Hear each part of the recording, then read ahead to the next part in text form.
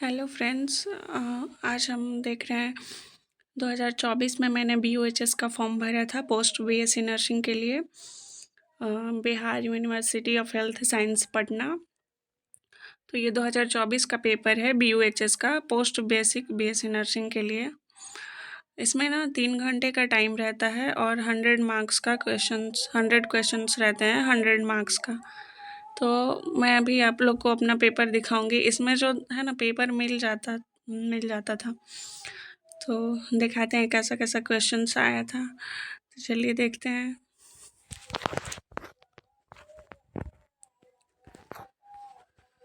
Start करते हैं first question से। लेवल ऑफ कॉन्शियस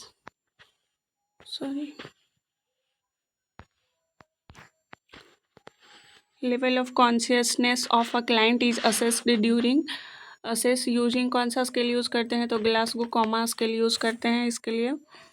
अगला क्वेश्चन है what is the normal oral temperature of an adult.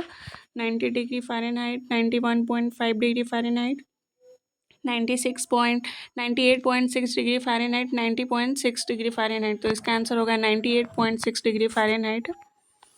इस एग्ज़ाम में मेरा रैंक जो है वो सेकंड आया था ऑल ओवर। तो ठीक है, आगे कंटिन्यू करते हैं। बहुत इजी पेपर है। The equipment use in the examination of ears, laryngoscope, ophthalmoscope, otoscope, proctoscope. तो ऑटोस्कोप होगा इसका आंसर, सी नंबर होगा। अगला है you are irrigating a draining wound with a sterile saline solution, which of the following you would be the most appropriate procedure to follow. Option A prepare a sterile field, put on a sterile gloves and remove soil dressing, wash hands. Second है wash hands, wear clean gloves, remove soil dressing and remove gloves. फिर wash hands, wear sterile gloves and prepare a sterile field, remove soil dressing and flush wound and wash hands, prepare a sterile field, pour solution, wash hands and remove soil dressing, prepare a sterile field. तो इसका answer जो होगा वो B होगा। पहले hand wash करेंगे, फिर उसके बाद ग्लव्स पहनेंगे, फिर ड्रेसिंग को रिमूव करेंगे, फिर ग्लव्स को रिमूव करेंगे, फिर से हैंड वॉश करेंगे एंड फिर से स्टेराइल ग्लव्स पहनेंगे और फिर स्टेराइल फील्ड को प्रिपेयर करेंगे। अगला जो क्वेश्चन है when assessing blood pressure the sound heard through a stethoscope placed over the artery is termed as। तो जब हम स्टेथोस्कोप से ब्लड प्रेशर लेते हैं तो उसमें जो नॉर्मल साउंड सुनने को मिलता है वो होता है क्रोटकॉफ साउंड। अगला है question increase RBC count is known as anaemia, leukaemia, polycythaemia, thalassaemia. Anaemia में तो आरबीसी की कमी हो जाती है, ल्यूकेमिया में डब्ल्यूबीसी का काउंट जो है वो इंक्रीज हो जाता है। तो इसका आंसर जो होगा वो पॉलीसाइथेमिया होगा, जिसमें आरबीसी का जो काउंट होता है वो बढ़ जाता है।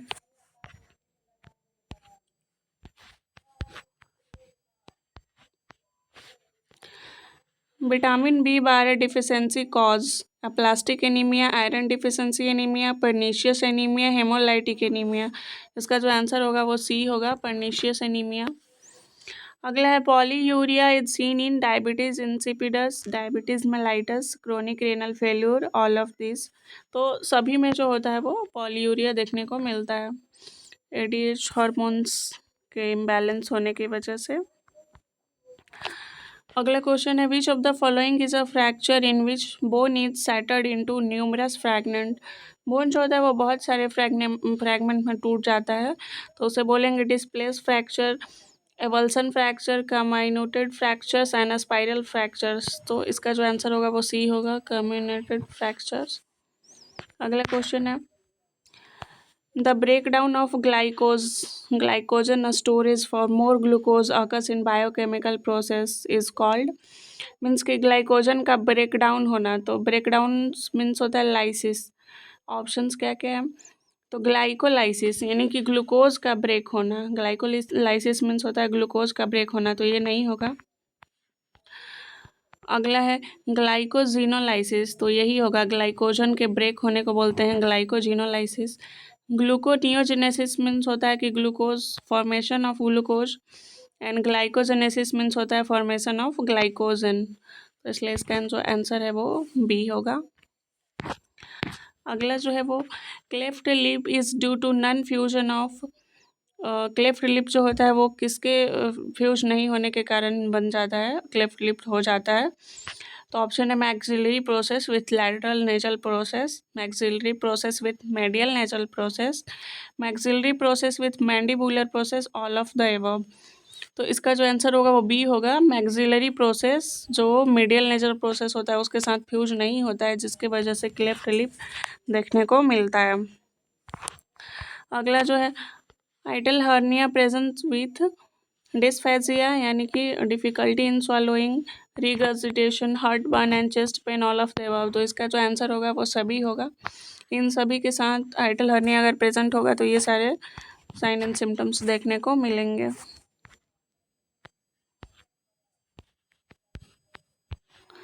Next questions. The nurse is observing a patient after undergoing a lung resection. The chest tube has recorded an hourly output of 300 ml. What should be the nurse priority action at this time? हम एक patient को observe कर रहे हैं जिसका lung resection हुआ है और चेस्ट ट्यूब लगा हुआ है, जिसको हम लोग रिकॉर्ड कर रहे हैं कि आवरली जो आउटपुट है वो कितना आ रहा है। तो हमने रिकॉर्ड किया 300 ml आया।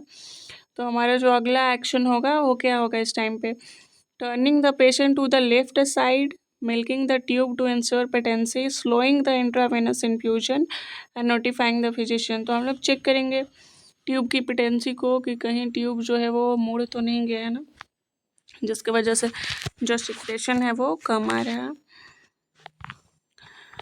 अगला जो है in the recovery room patient is shivering uncontrollably, the first nursing intervention is, recovery room में पेशेंट आ गया है सर्जरी से, उसके बाद उसको बहुत ज़्यादा सिवरिंग हो रहा है, तो हम लोग फर्स्ट नर्सिंग इंटरवेंशंस क्या करेंगे? तो provide blanket and continue oxygen, take temperature of the patient, provide warm IV fluid and inform the surgeon. तो सबसे पहले हम उसे ब्लैंकेट प्रोवाइड करेंगे और ऑक्सीजन को जो है वो कंटिन्यू करेंगे। अगला क्वेश्चन है shock due to a spinal cord injury is known as anaphylactic shock, cardiogenic shock, neurogenic shock, septic shock. तो अगर स्पाइनल कॉर्ड इंजरी होता है तो उसके वजह से जो शॉक होता है उसे हम लोग न्यूरोजेनिक शॉक कहते हैं।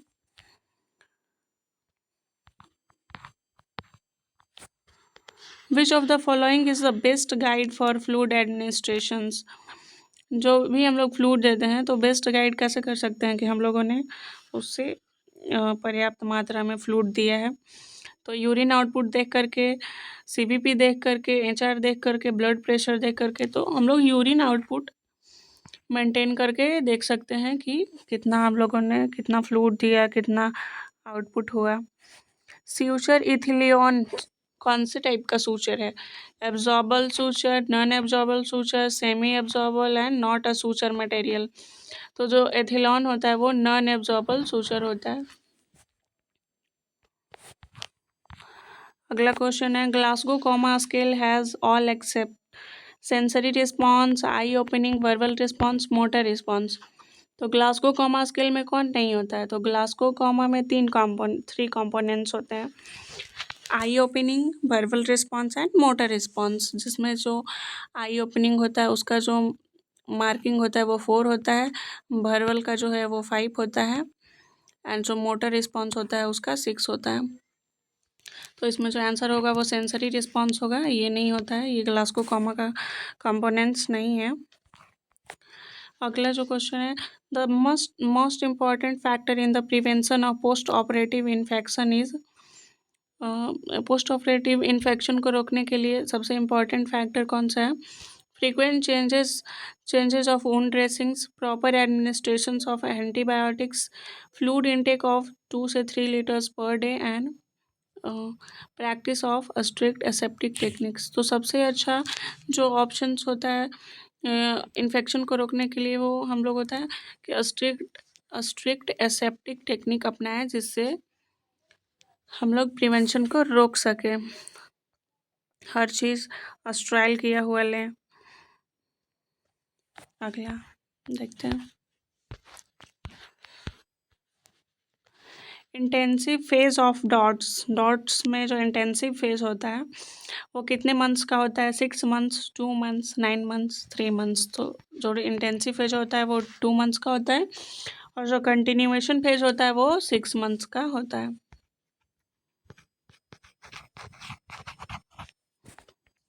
आगे देखते हैं।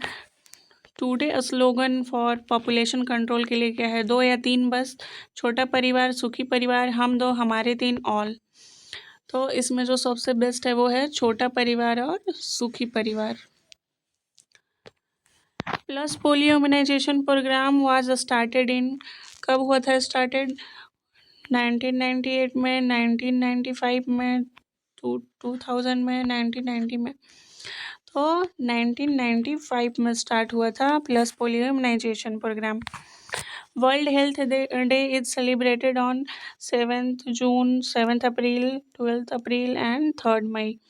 तो वर्ल्ड जो WHO था उसका जो वो इस्टेब्लिश हुआ था 7 अप्रैल 1948 में। तो इसीलिए 7 अप्रैल को ही हम लोग वर्ल्ड हेल्थ डे सेलिब्रेट करते हैं। Health team at PHC level is lead by nursing in-charge, medical in-charge, male nurse grade 2 and sanitary inspector. तो मेडिकल इंचार्ज होते हैं PHC में। अगला है 1 PHC is located for population of. तो जो 1 PHC होता है वो 20-30,000 पॉपुलेशन पे होता है। तो इसमें जो आंसर होगा वो 30,000 होगा।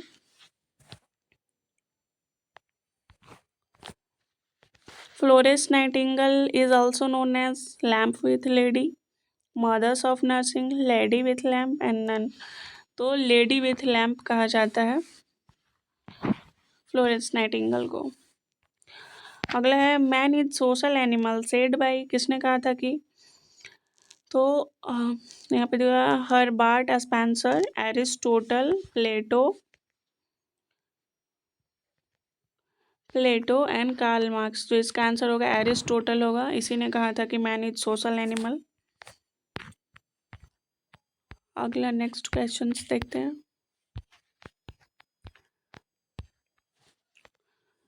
Mary within one caste is called. तो एक्सोगैमी, मोनोगैमी, एंडोगैमी, पॉलीगैमी। तो अपने ही कास्ट में शादी करना उसे बोलते हैं endogamy, endogamy. A mentally retarded child has an IQ test.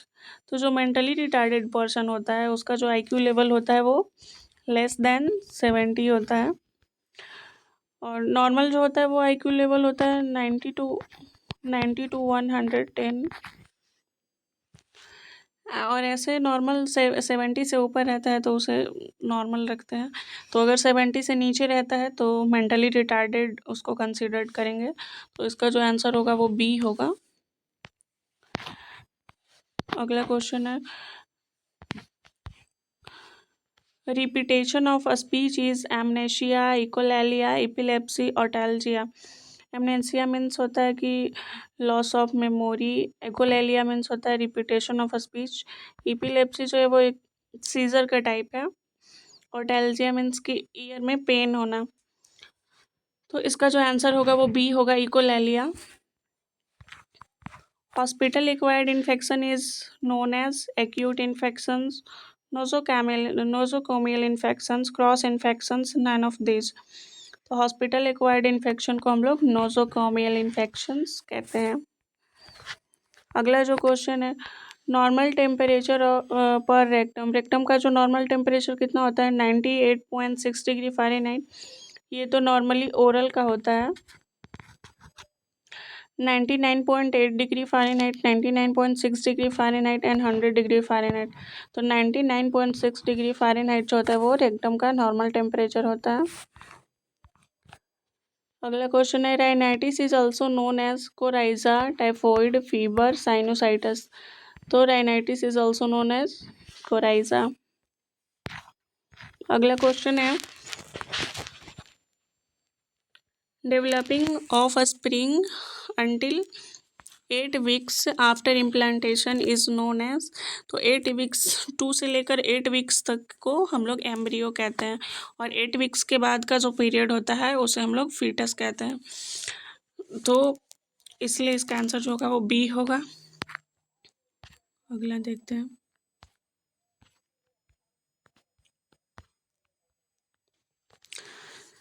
Before birth which of the following structure connect the right and left auricles of the heart. Birth से पहले कौन सा स्ट्रक्चर जो होता है वो कनेक्ट करता है राइट एंड लेफ्ट ऑरिकल्स को? Umbilical vein, foramen ovale, ductus arteriosus and ductus venosus. तो फोरामेन ओवल जो होता है वो दोनों को कनेक्ट करता है। इसका आंसर जो है वो बी होगा। Newborn has mainly which vitamin deficiency? Vitamin B complex, vitamin K, vitamin C and vitamin A. तो हम लोग न्यूबॉर्न को after birth vitamin K injection देते हैं, तो इसीलिए जो इसका आंसर होगा वो बी होगा। अगला क्वेश्चन है, the dilution of adrenaline used in neonatal resuscitation is 1:10 and 1:100, 1:1000, 1:10,000। तो न्यूबॉर्न न्यूनेटल के लिए जो रिससिटेशन यूज़ करते हैं एड्रेनलिन का वो होता है 1:10,000 के फॉर्म में होता है। To help a mother anticipate the safety needs of her 5-year-old son who is learning to ride a bicycle, the nurse would teach that। तो उसके लिए क्या करेंगे? तो ऑप्शंस है, a helmet will reduce the risk of head injury, the child must never ride without a friend nearby, firm course of instruction is recommended, the child must ride on the sidewalk। तो इसका जो answer होगा वो ए होगा, उसको helmet पहनाएंगे ताकि head injury को prevent कर सके। अगला जो नेक्स्ट क्वेश्चन है, hyaline membrane disease of infant is due to deficiency of surfactant and source of pulmonary surfactant is known as.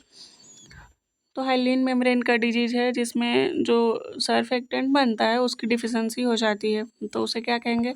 Alveolar microphages, capillary endothelium, pneumocytes 1, pneumocyte type 2। तो pneumocyte type 2 की deficiency की वजह से जो होता है वो सर्फेक्टेंट की डिफिशियंसी हो जाती है, हाइलिन मेम्ब्रेन डिजीज हो जाता है।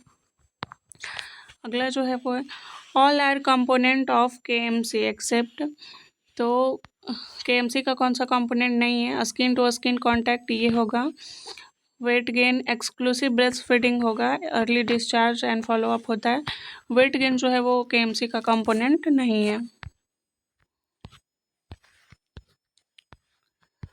आगे देखते हैं, विच of the following is significantly different between humans and cow milks. तो काउ एंड ह्यूमन मिल्क में कौन सा जो है वो मेजर डिफरेंस होता है? तो प्रोटीन एंड फैट का, प्रोटीन एंड शुगर का, प्रोटीन एंड लैक्टोज का, मिनरल्स का। तो प्रोटीन एंड लैक्टोज का जो है वो मेजर डिफरेंस होता है ह्यूमन्स एंड काउ मिल्क में। अगला क्वेश्चन है, which is a means of standardising the method evaluating and recording condition of the baby in numerical term at 1 minute and after birth and it necessary after 5 minutes। यानी कि birth के बाद कौन सा ऐसा स्टैंडर्ड है जो हम लोग जिसके थ्रू चेक करते हैं बर्थ के 1 मिनट के बाद एंड 5 मिनट्स के बाद। तो अपगार स्कोर जो है वो चेक करते हैं 1 मिनट में और फिर उसके बाद 5 मिनट्स में। अगला क्वेश्चन है,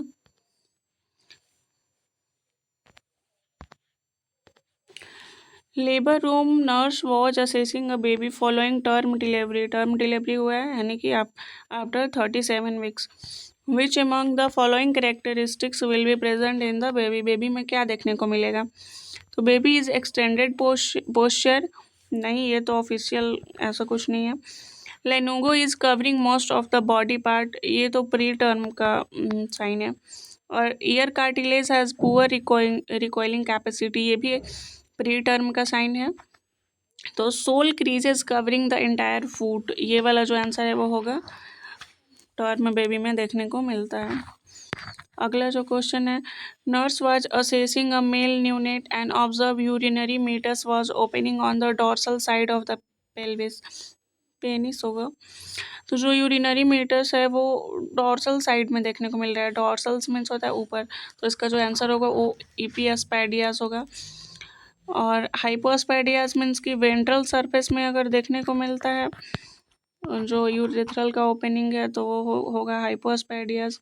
क्रिप्टोकोर्काइडिस में मीन्स कि जो टेस्टिस है वो डिसेंड ही नहीं हुआ है स्क्रॉटम में। और फाइमोसिस मीन्स होता है कि जो पेनिस का स्किन होता है वो रिट्रैक्ट नहीं हो पाता है अच्छे से, इसलिए इसका आंसर जो है वो बी होगा। अगला जो क्वेश्चन है, newborn reflexes which are present at birth and remain unchange throughout adulthood. जो रिफ्लेक्स होते हैं न्यूबॉर्न के वो चेंज नहीं होते, वो हमेशा प्रेजेंट रहते हैं। तो blinking, coughing, routine and gag reflex, तो इसमें से जो रूटिंग होता है वो चेंज हो जाता है, तो ये नहीं होगा। Blinking, coughing, sneezing and gag reflex ये सारे प्रेजेंट होते हैं।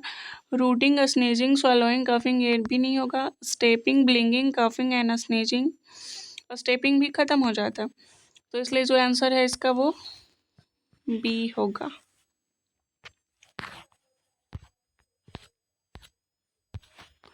नेक्स्ट देखते हैं, ultimate aim of baby friendly hospital initiative was to provide immunization, hospital deliveries, breastfeeding and family planning। तो इसमें जो है वो एम जो होता है बेबी फ्रेंडली हॉस्पिटल का वो होता है ब्रेस्ट फीडिंग कराना। अगला जो क्वेश्चन है, what should be the name of microorganism that live another organism for its metabolic growth and development and it lives completely depending on other organism। जो पूरी तरह से दूसरे पे डिपेंड होते हैं, तो pathogens, host, parasite and vector. तो पैरासाइट जो होता है वो दूसरे पे डिपेंड होता है, तो इसलिए इसका आंसर जो है वो बी सी होगा।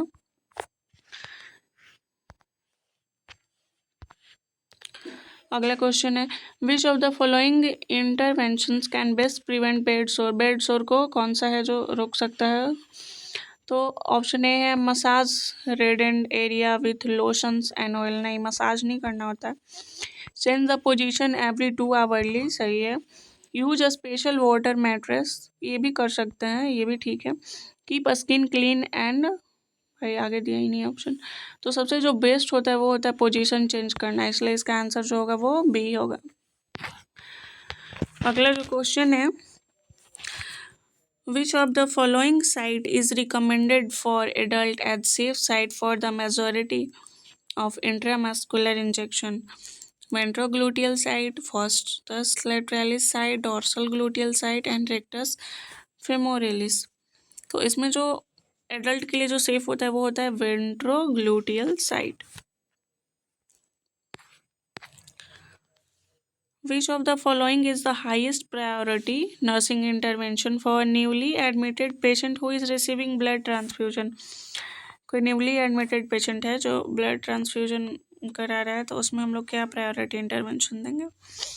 तो instruct the patient to report any itching, shortness of breath, chest pain, warm the blood to room temperature before transfusion, documentation of blood transfusion in patient chart, ये तो नॉर्मल है, वो तो करते ही हैं। Check the vital sign of the patient every 30 minutes from blood transfusion live. Temperature भी check करते हैं, तो स्टार्टिंग में 15 मिनट्स पे चेक करते हैं, फिर 1 घंटे के बाद 30 मिनट्स पे लेते हैं। तो इसका जो बेस्ट आंसर होगा, हाईएस्ट जो प्रायोरिटी है वो देंगे कि पेशेंट को इंस्ट्रक्ट करेंगे कि अगर इचिंग, शॉर्टनेस ऑफ ब्रीथ और चेस्ट पेन देखने को मिलता है तो तुरंत रिपोर्ट करें।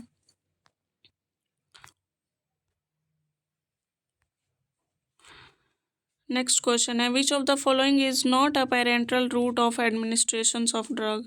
तो पेरेंट्रल रूट में आता है subcutaneous, intramuscular and intravenous, rectal नहीं होता है।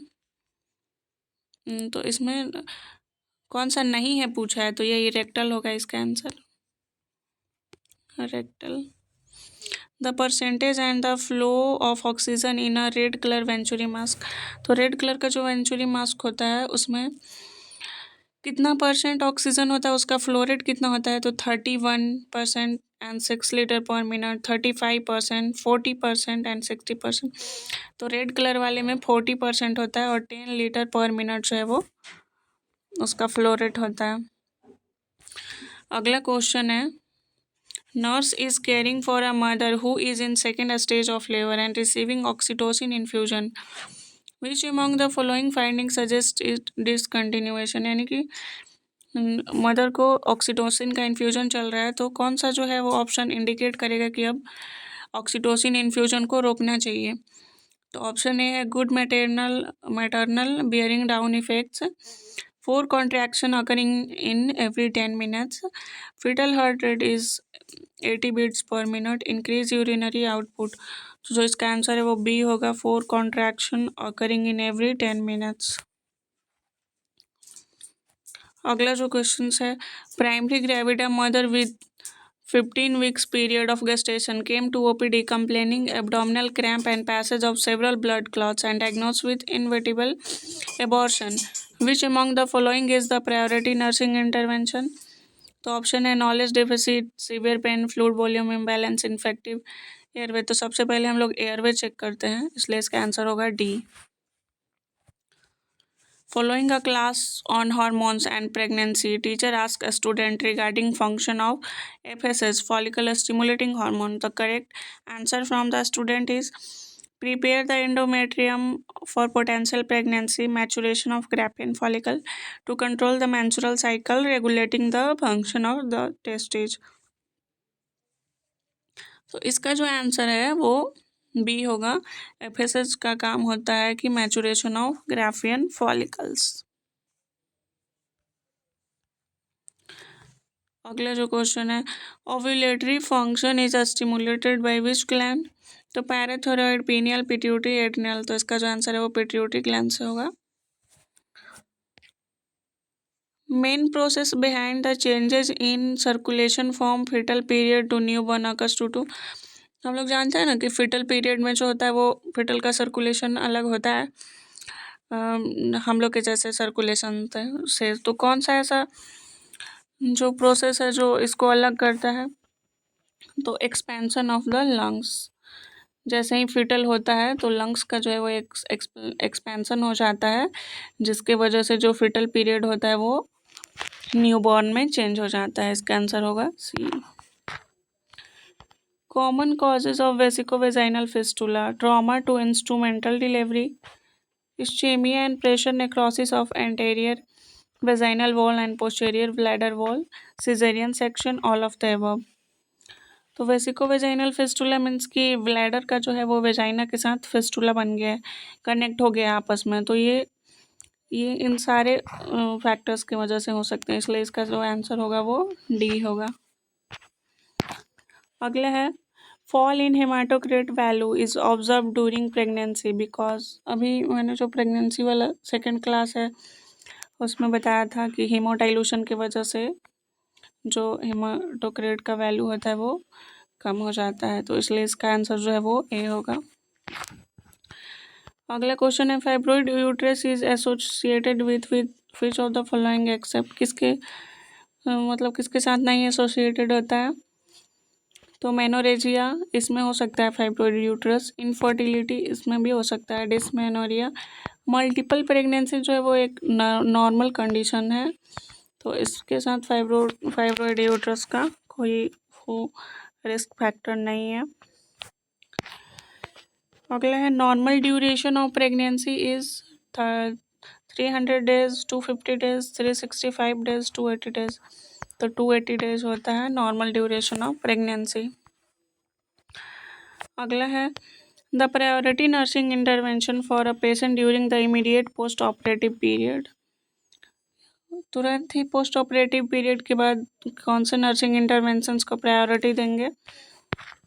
तो observing for haemorrhage, maintaining a patent airway, recording the intake output and checking the vital sign every 15 minutes. ये तो सारे करते हैं, लेकिन अगर प्रायोरिटी देना हो तो सबसे पहले हम लोग एयरवे देखते हैं, तो इसलिए इसका जो आंसर होगा वो बी होगा। और भी आगे क्वेश्चंस था जिसमें पेज जो है वो पार्टी चुका है, इसलिए मैं इतना ही तक ख़त्म करती हूँ। Thank you. वीडियो अच्छी लगे तो प्लीज़ लाइक करें एंड चैनल को सब्सक्राइब करें।